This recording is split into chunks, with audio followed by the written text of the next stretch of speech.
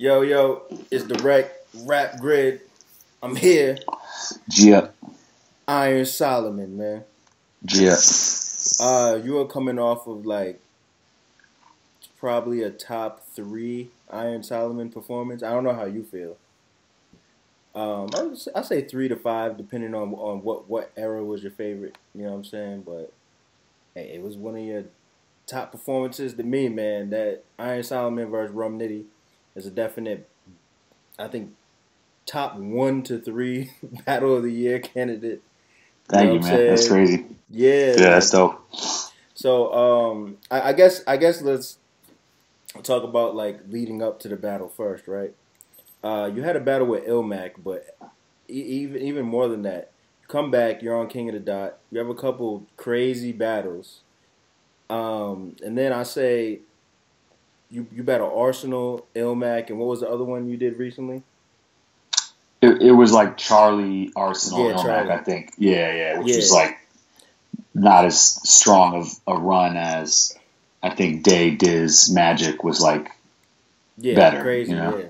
Yeah. So when you first come back, I know we had did an interview and you were kind of like, yo, the weight's lifted off my shoulders. I'm focusing on real life shit. I'm not trying to be the most undefeated battler of all time anymore. At what point did you say to yourself yo, I need to go back on Smack? I mean, even though I said all that stuff and it was very true about just wanting to lower the stakes for myself and not feel that same pressure, a lot of it was also tied to the fact that in the past my battle career was Siamese twins with my music career. So if one of them, if the battle career died, I felt like the backstory of why people should care about my music, they would die together. You know what I mean? Which is kind of true. If you get just fucked up, you know what I'm saying, people aren't going to, or if there's a moment where you don't look like that same invincible character. You know what I'm saying? Exactly. And it's already kind of hard for people to really care about battle rappers' music. So then once they see some type of weakness or whatever, something they don't like, it's going to be that much more challenging. So, but when I came back, it was still also to prove to myself, I still was seeing people with lists of the top 100 battle rappers, and I wouldn't be on them. You know what I mean? Yeah. And I just felt I wasn't okay with that, and that not just from a vanity perspective of I want the internet to think I'm dope, but also for me personally, I think hip hop and battle rap in particular, it's we see how quickly things change, right? They love you one day, they hate you the next day, and vice versa. So once I had that one really bad moment, now they're matter of fact, yo, he was never that dope. He probably wasn't even freestyling none of them battles. I always thought he was corny. You know what I mean? And so for me, it was okay, let me treat all of that like it's true and just start again and let me see if I can get, if I really am the person that I think I am, and if I really was the person that people thought I was before they completely switched sides, then I should be able to do this again. And so it was right away, you know what I mean? From the second that I started communicating with King of the Dot, it was, first it was just getting acquainted with Gannick and building a relationship and a friendship there, and then just kind of rebuilding, with Bishop, who I've known for mad long, before King of the Dot, just because, Penn and Swave are family to me, and Bishop is family with them. So, he's been in my crib in Brooklyn that I haven't lived at in mad years, back in the day and shit. And so first it was just kind of building with them and talking about it and talking to Penn about it, because Penn's the one that kind of, pushed it over the top for me. But the whole time I was like, look, like I've always been somebody that functioned in every environment. Mm-hmm. Like that's one of the things that was always the most important to me personally, creatively, professionally, and something that I take pride in. Like I like being able to say, I'm the only person from Grind Time that was ever on Smack DVD. I'm the only person from Scribble Jam that was ever on Smack DVD. Only me and Poison Pen are the only two people that battled in Scribble and Fight Club. Mm-hmm. To me, that's one of the things I'm most proud of. And so I would never come back just to be on one league. And so I was just, I believe in communication and honesty and just being, communicative and truthful. And so I just from jump was like, look, like I love what you guys do. I definitely want to be a part of it.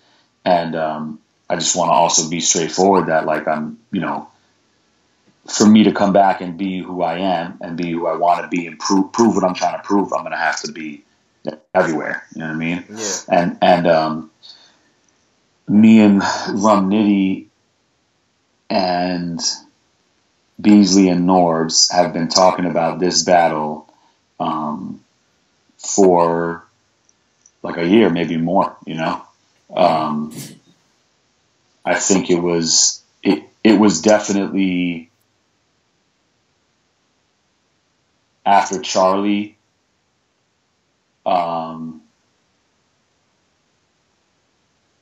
After Charlie, it was supposed to happen after I battled Charlie, and then just things kind of, Nitty had his own schedule with Smack, and it was like stuff back to back to back, and then King of the Dot really wanted me on the Massacre, and the Arsenal battle made sense, so I spoke to them. I said at that point I had literally told Nitty and Rich like, the next thing that I do is with y'all. Like I'm not gonna do nothing else. And so I had to be like, my bad, but I'm gonna take this Ars battle. And then and I was telling King of the Dot this the whole time too, because like I said, I just I like to communicate and be honest. And then Ilmac was like, I want Solomon for World Dom, and I knew that we were going to cross paths eventually, and because he was motivated and the energy was there, it made sense. And I think Nitty had traffic coming up, and so like the way our calendars worked, it was just like, all right, let's both take these battles, and then we'll see each other right after that. You know what I mean? And I guess it was right after LA that Beasley called me and was like, we got it together. Like the event is actually happening. We have the card and we already have battles locked in. And so let's actually make this happen now. But it was dead ass, like almost, a year, probably close to a year at least, that we've been talking about it. I'm so and this was the vision the whole time, I'm glad that battle didn't happen on a stage at like traffic or something. You know what I'm saying?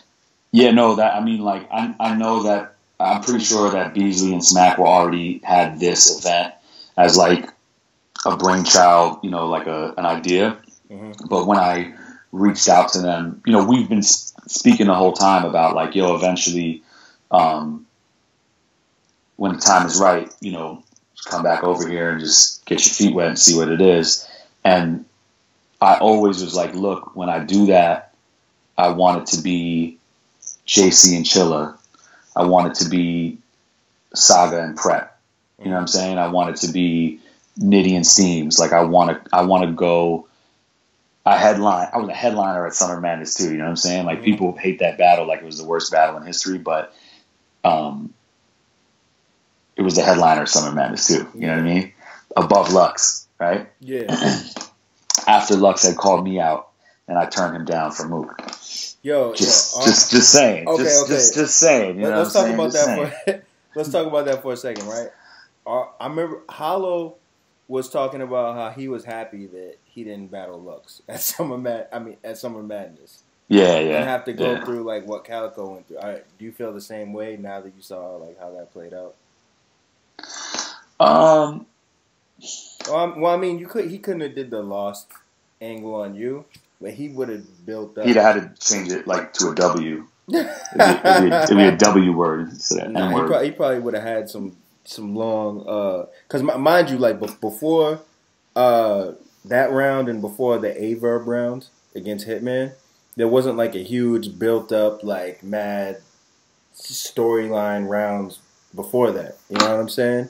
Right. Like just a 10-minute round full of just this is where you went wrong in life.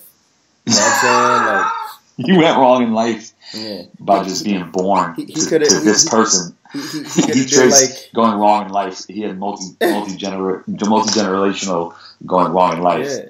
He traced the wrongness through Ellis Island, and he did a DNA swab. He identified the chromosome. Reverse Ellis Island. Wow. Yeah. So he would have did the whole Judaism thing. And went super far back, and it would have been the first time anyone heard a 10-minute round breaking down religion. Yeah. I mean, Mook did basically the same shit. You know what I mean? And like, I think 5-0 is probably worse. You know, I mean, the Lux and Calico at best is 2-1 Lux, right? Mm-hmm. He for sure lost that first round. So, I think I got it worse. I think, but I'm not sure. I think. Yeah. Yeah. But yeah, all that to say just that, like, being at that point, that's the highest level you could possibly be on Smack is headlining Summer Madness, right? Yeah. And so to me, I was like, you know what? Everybody was like, fuck that, yo, you know, whatever. Everybody's just going the extreme other way. I was like, look, man, like, if I'm going to come back, then I'm just going to start at the bottom and fight my way to the top again. And I don't mean that like Nitty's the bottom. I just mean we're going to start in a small room and let me get back. Let me claw my way back up there instead of just resting on, well, I did this. This is who I used to be.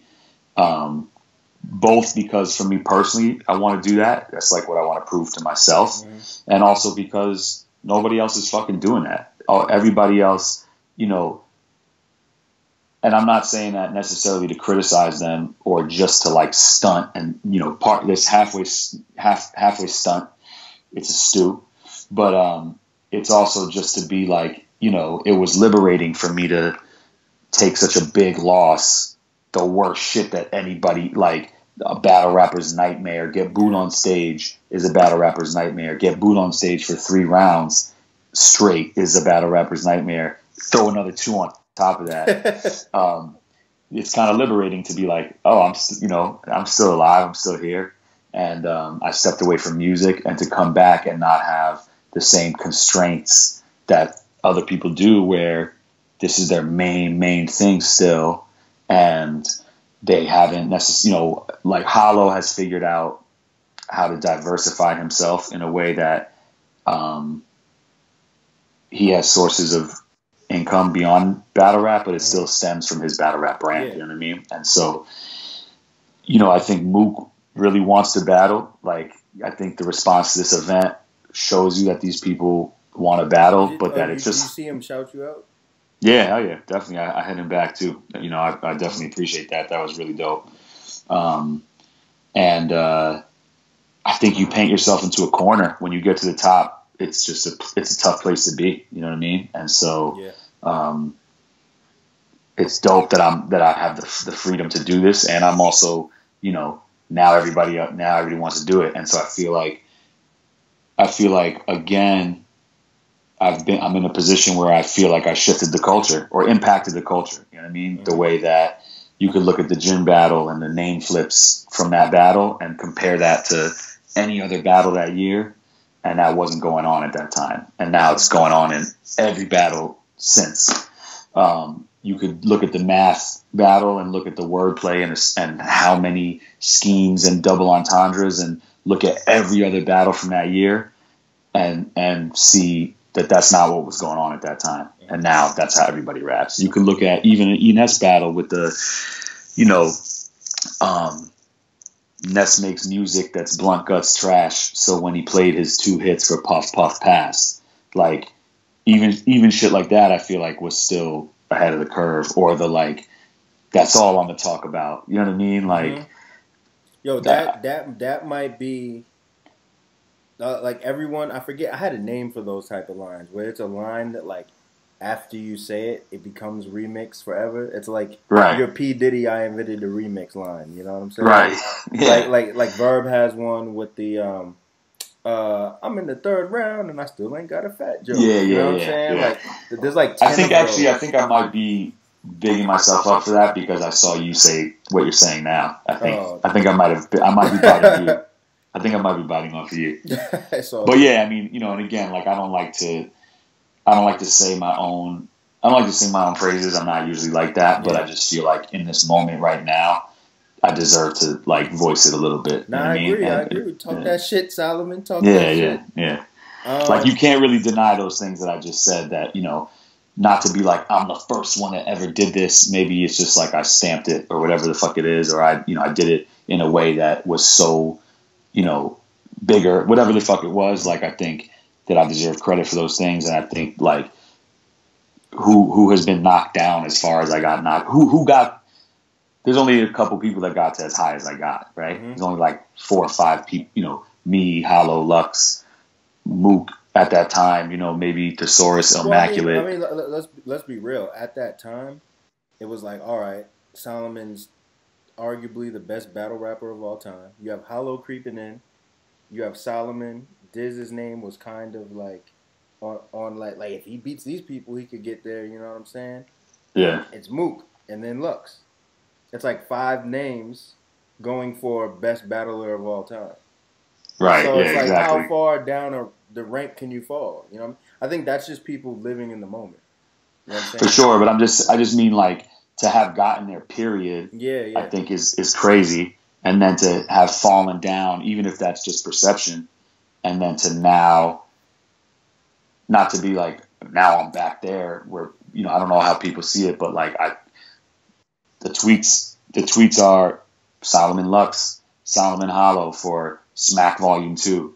The tweets went from, the comments went from, yo, that King of the Dot shit ain't gonna work over here, to, yo, Solomon Oak was never really a King of the Dot rapper. He was always a smack. Just dead ass. Like, you know what I mean? Like, I seen somebody in my timeline today and I looked at their shit and it was like, they had a comment that was like, Rum Nitty Solomon, I don't even know. I'm not really trying to see that. And then it was like 2 other comments from someone else, and then it was like that same person was like, yo, Rum Nitty Solomon dead ass a classic, B. Like, y'all gotta watch that shit.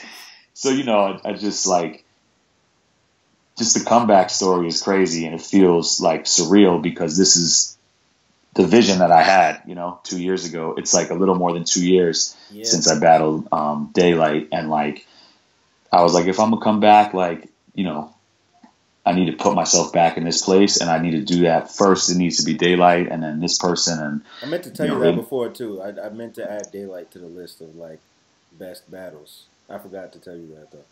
Word. Yeah. Yeah, Day is a monster, man. Like, yeah, but yeah. So let me stop. I'll stop, and I'll let you lead the show. So all right, yeah, but I want to talk about kind of like before mindset going into it and after.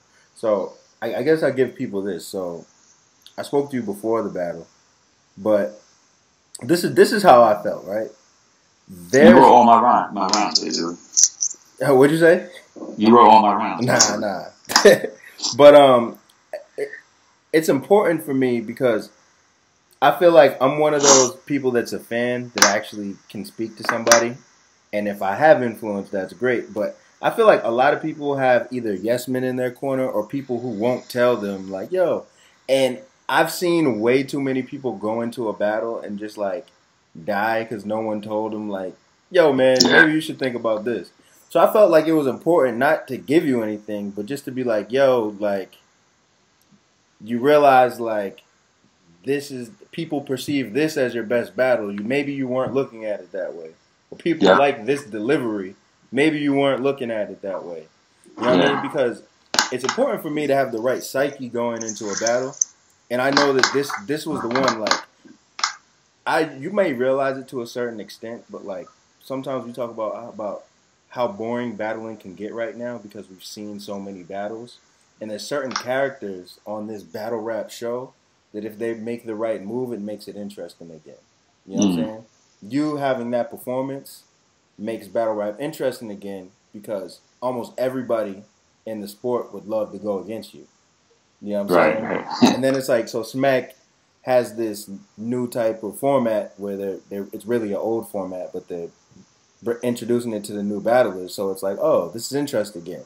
Oh, yeah, the classic performance. Well, this matchup is interesting again. You know what I'm saying? Yeah.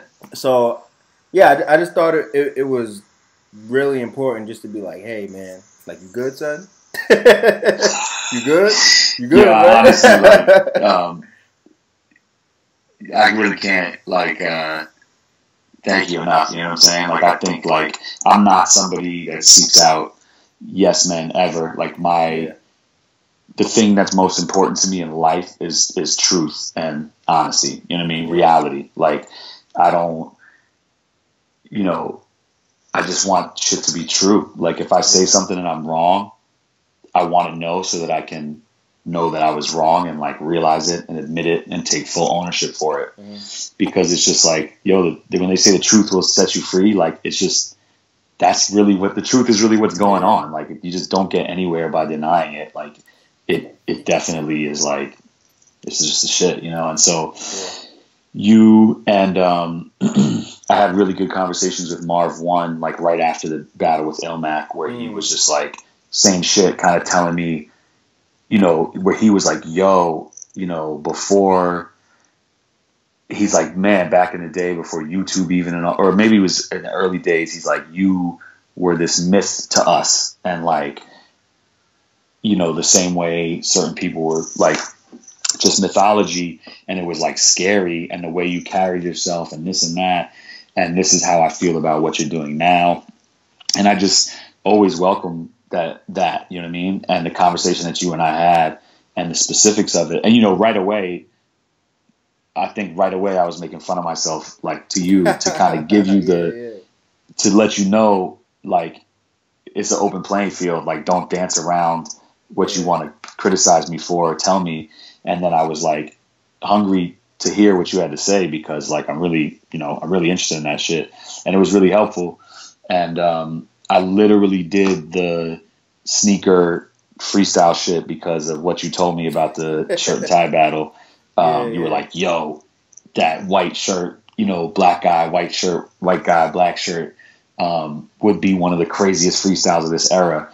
And I was going into the battle like almost not, even though I know that's like a advantage, being able to freestyle like that. I just sometimes it's like I didn't freestyle with Diz at all, because it was like the stakes were so high and Diz is so intense and crazy, and it was my second battle back, and I really didn't want to take him second. I wanted to warm up a little more, so I didn't freestyle at all. And it's like, me versus Diz, we both should have been like off the top, you know what I mean? Yeah. So with this one, I was kind of like same mindset, like, yo, like, it's just got to be so clean and so good. Well, that's part of what made you great in the first place, is the fact that you could freestyle on the sound of written.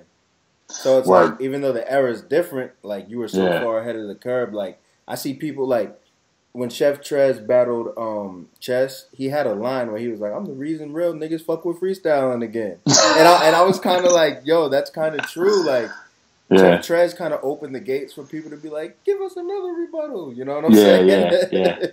Yeah. I know, it's kind of funny. Like, it's dope that he does that. It's also sometimes funny to me that 3 of them things is like supposed to be a lot when we used to do 3 rounds of them things. You know what I mean? Not to shit on Trez at all. I mean, he's dope, and I love that he does that. But yeah, I mean, the times have changed, you know?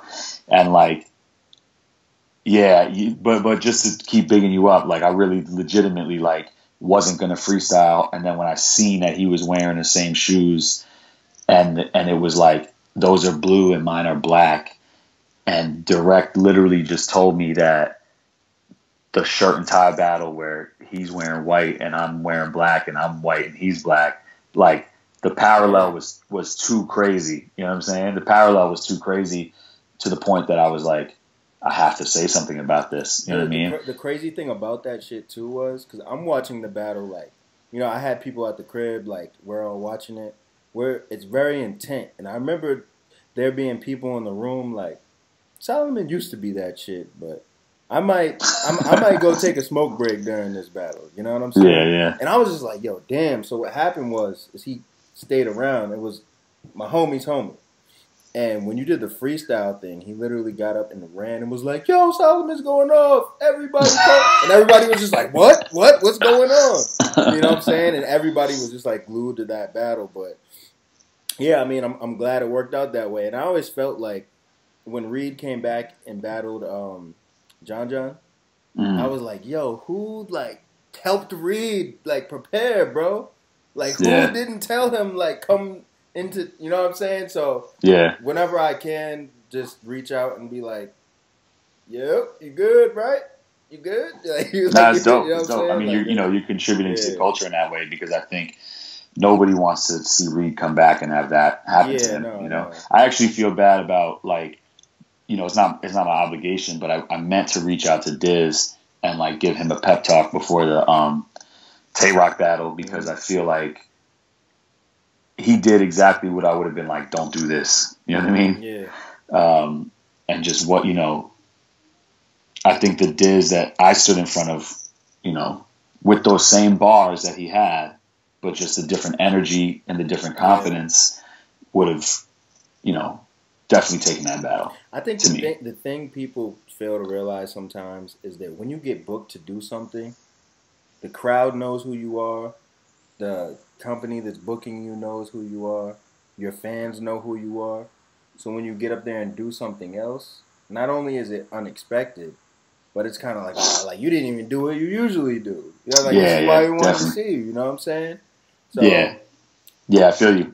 That's funny, because like you saying all that, it's like he seemed sheepish. Like that's the word I could think. Like he was like shy to be up there. Like, and I felt that feeling too coming back. That kind of like, damn, like, do y'all fuck with me? You know what I mean? Like and it's not like the feeling of like when we were nobodies or we were underdogs, and like everywhere I went, people were like, this dude's gonna be whack, and you're like, I know y'all don't expect this from me, and I'm gonna be fire. It's like everybody kind of knows who I am in here, and I feel like they don't fuck with me. Like that's the worst. Which is actually kind of what felt when you stepped into the room and the other rappers saw you. They were kind of like, "Oh, it's Solomon." Did you feel like that? You mean this time around, or like back in the day? No, this time. I just wasn't sure. Because like there was so much negativity and just hate after the Mook shit that I was like, and I'm my own, like I'm such a perfectionist. I'm my own biggest critic. So like after that, it's like, damn, like does nobody fuck with me anymore? Like I just don't know. I have no idea. You know what I mean? And like I had been away for so long, and I also think that like, from afar, it's so easy to perceive people in such a negative way. Like until you really meet somebody or know what it is, you're, especially in a competitive culture, like you're going to be like I've heard people say shit or interpret things that I've done in like where they throw the most devious shit on my intentions, where I'm like, what? Like, how could you picture that that's what was like going through my, like, you think that I'm like, you think that, yo? So I just feel like... You know what's crazy? What I learned is that people, when you don't speak up for yourself, or in your case, when you don't get in a battle and address something, then people just make up their own meaning for shit. You know what I'm saying? Totally, yeah. So it's important for you to get back on Smack, say what you said, be dope, because then people are like, oh, this is what happened. Yeah. It was an off night. It wasn't this, that, and the other. You know what I'm saying? Right. It's not the defining moment. Yeah. But put the Skittles back in the bag. So going back forward as a fan, I'm just going to tell you what I would want to see. Yeah. I want to see the same like tactical Iron Solomon who picks his spots, and like I said, man, I know you came back for the fun of the game and the love of the game and shit like that, but I think that what you did for battle rap when you first came out is like not only did you like recondition the minds of like the average street battle fan when you crossed over, but what you also did is you showed people how to be tactical, and you kind of showed them how you could guide your career. And I mean, like, on the street side of it, they had the marketing down. They had the I'm a battle once a year down. But they didn't really have it on the side of the people who were going for scribble jams and coming into the KOTDs and URLs and kind of like you kind of saw that. Like you see somebody that comes from scribble jam and battles every week. In this era, you kind of see the difference between them and someone who's more tactical. You know what I'm saying? So, man, I think the game would benefit from you picking your spots, not doing like 10 more battles. And really, I don't know what your plans are. You know what I'm saying? But I don't really know either. I mean, like, you know, to me, it's two things, right? Like, I personally would love to battle Danny Myers in a small room. Yeah. You know what I'm saying? It would be mad fun to me. Chilla. Jonai is crazy fire. Like, my favorite writer is Madflex. Like, he's the greatest writer in battle rap, in my opinion. You know, QP, just that shit would be mad fun to me. Yeah. But I also, you know, like we've spoken about before, it's about the creativity isn't just about the bar, the verse, the round, the battle, you know, the song, the album, the career. And so telling the story and the narrative of the battle is important to me, you know? And like the strategy that you're talking about to me was partly about that. It's like, I'm here to paint a picture, and if I'm the protagonist in this story, like, we're supposed to be on the up and up, right? And then I'm supposed to come out with an album, you know what I mean? And then I'm here. Yeah. And so, you know, to me, like, I can't just give people I can't give people moments that are as great as they could be if I just battle everybody that I would just like want to battle to test myself. You know what I mean? Like this moment right here with Nitty, like part of it is the like Cinderella Man story, you know what I mean? Yeah. And the fact that like not only was I the underdog in the battle, but the battle was an underdog. You know what I'm saying? The battle itself was like, people were like, you know what I mean? So I liked it when it got announced because I knew what it could be. Like, I look at everything with potential, which is to a fault sometimes, but I felt like, like, if this battle's dope, then people are going to go crazy.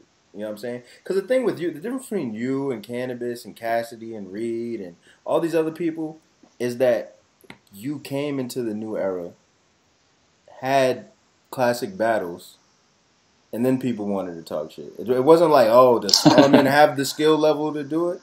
It was just like, is he going to do it on this day? Yeah. You know what I mean? I guess with this one, it was, is he going to do it in front of the hood? Yo, but also I saw comments where people were like, yo, he literally hasn't battled since Mook. So there's people who just haven't seen any King of the Dot battles of mine, which is crazy to me. You know what I mean? And like, yo, you know, anybody that's listening, watching, that's seen a Nitty one and thinks it's dope but don't know the other ones, got to backtrack. You know what I mean? Like, especially like me versus B Magic, where it's like a similar matchup in a certain way. Mm-hmm. And it was one of my favorite battles since coming back. And then of course me and Diz, like, like cats are bugging, you know, straight out the gate with the Daylight shit. You know, I went into that battle to impress Daylight because he's fire to me and I'm a fan. And so I was there to do well, but I wanted him to be like, yo, how'd you put that one thing together where you said, you know what I mean? Like, because I watch him and I feel that way. Like, yo, how did he put that together, yo? Every time, how does he put something like that together? That was dope. That was one of the best battles of the last few years, you know. Word, thank you, man. No problem. And I guess so. Going forward, right?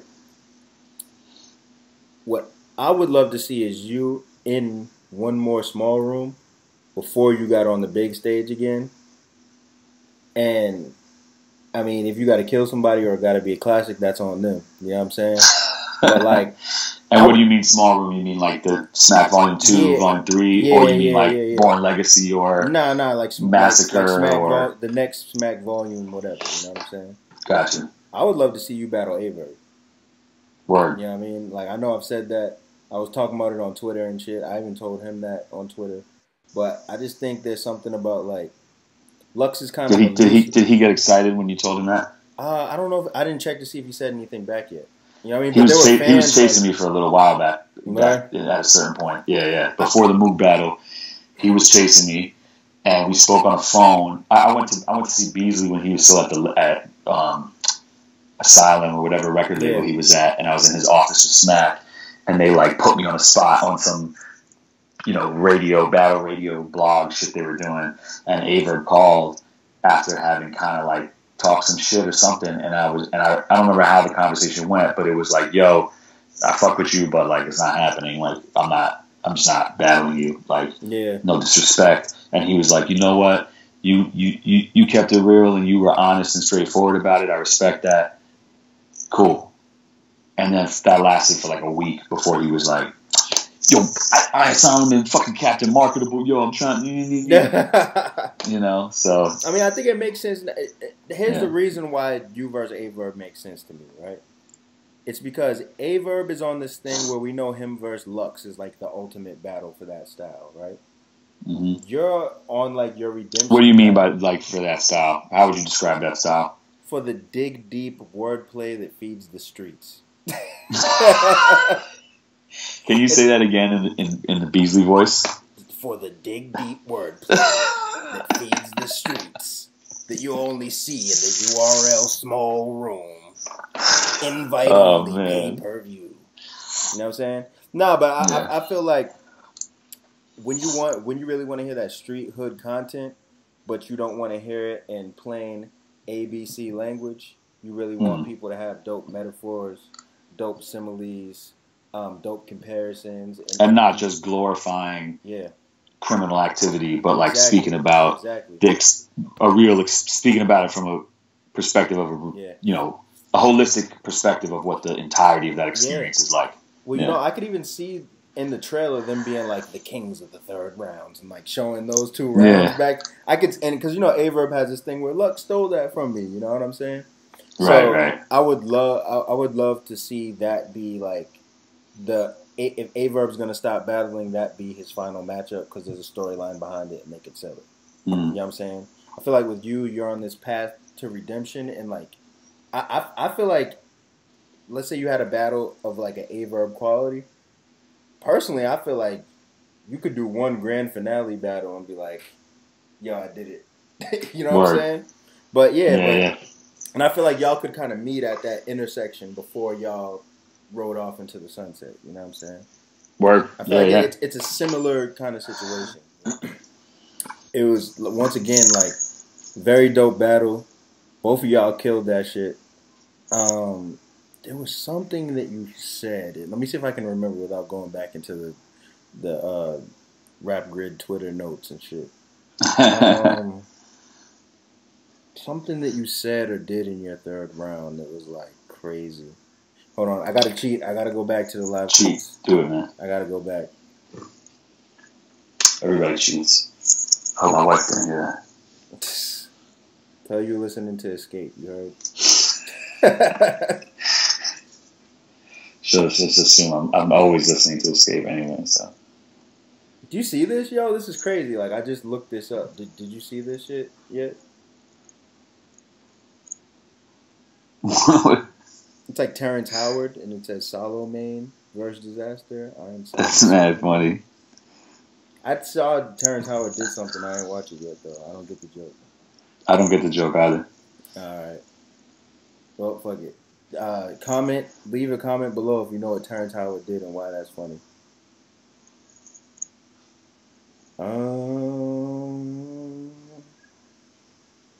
Okay.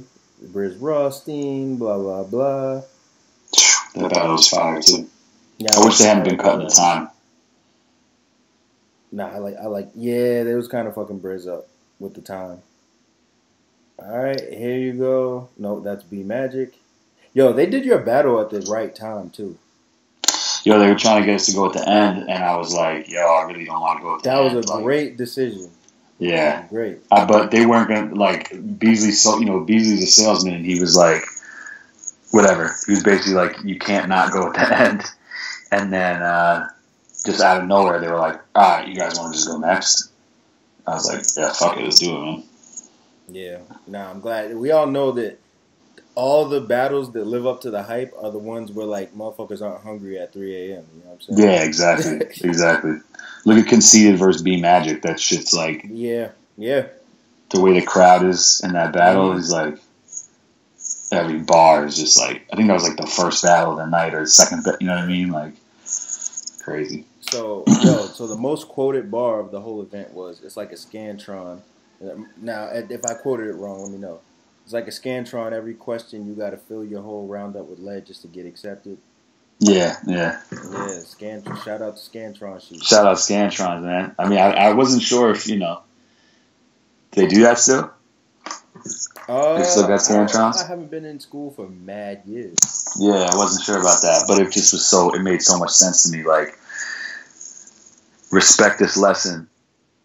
And the whole thing is like schemes and little wordplay punches, like in between is like, respect this lesson. Mm-hmm. I'm trying to learn you. Don't second guess it, or you will always be number 2 when your pencil's tested. If you take battles like Scantrons, where every question you got to fill your whole round up with lead just to get accepted. See, I couldn't catch all that in the moment. Yeah, you know like every joint is like that, and then all these extra gestures made you the prince of the gun punches. But the rule is you can never be king with just one subject, and like it's gestures, but it's like gestures, prince, rule, king, subject.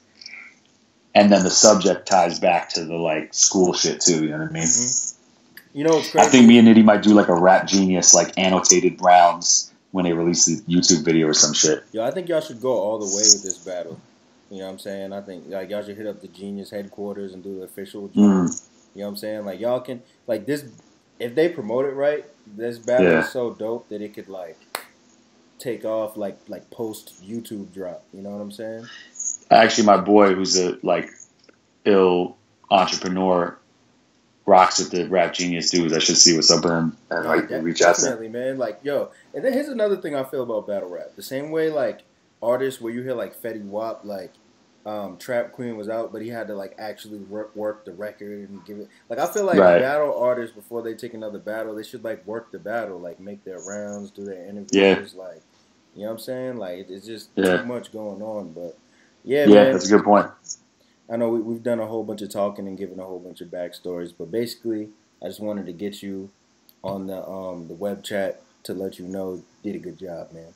Thank you, man. And I just, again, man, thank you so much. And like for everybody out there to know, the whole sneaker freestyle is because of Direct's advice, and I wore the leather hat. Because Direct told me to. Oh yeah, I told Solomon that like, yo, when he shows up with like the glasses, the leather hat, it's like, oh yeah, it's on. Like you came with contacts and like a new haircut, people be like, yo, this ain't Solomon. You know what I'm saying? Like, I just had to make sure. I took your advice, man. I listen. I'm paying attention out here. Solomon, I think of like how you looked in the math battle. You know what I'm saying? Like that's the first thing that pops in my head. You know what I mean? Word. So, Yep. So salute to you, man. And likewise, bro. So you back on social media again? It's official? Just for a moment. I mean, kinda. Yeah, you were like, yo, I killed it. Let me log on.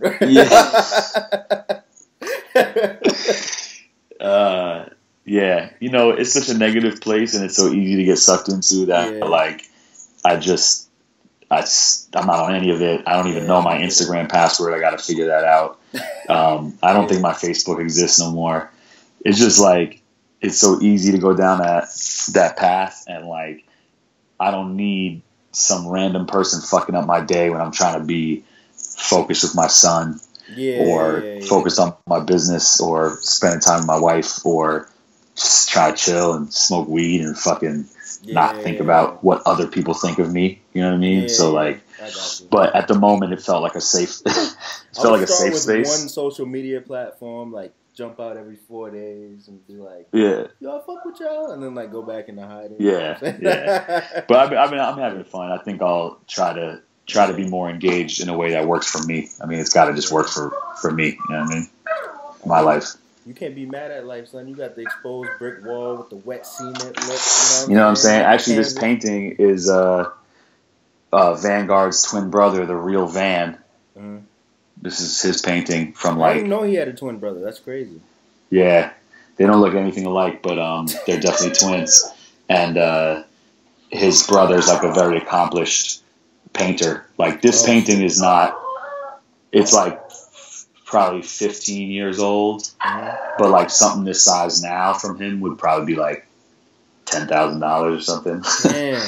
He's a monster. Yeah, his name is Van Hamos. Van Hamos. His paintings are crazy. You should definitely look his shit up. It's really dope. I'm definitely gonna look it up. Yeah. Yeah, Solomon. Back to the game. You might be back to social media. You're back. You know what I mean? I can't wait to see what the next battle is. We'll be in contact. And is there just anything to say to the fans out there? Man, just, I appreciate everybody and appreciate the positive feedback. And I hope that, it feels good to give people a moment that they're excited about because that's how I want to feel about battle rap. That's how I want to feel about hip hop. I relate to that shit and I want to contribute to it in that way. And that's just dope and incredible. You know what I mean? And I'm proud of what I've accomplished. I'm proud of Nitty. I'm proud of everybody that I've battled since I've been back. I love them all. They really, every single person showed up and like we got one of the best versions of them. And I take that as the biggest compliment ever. And I just want to see dope shit, and just battle rap is the fucking greatest shit, man. Like the best, most advanced, complex use of any language in the history of language, and nobody in any realm of writing is fucking with battle rap. Period. 100%. Facts. Yeah. Dead ass B. Timberlands, champion hoodies, and polo tees. Word and Tim's. Already. All right. So, Iron Solomon, thank you once again. We out. Web chat. Holla.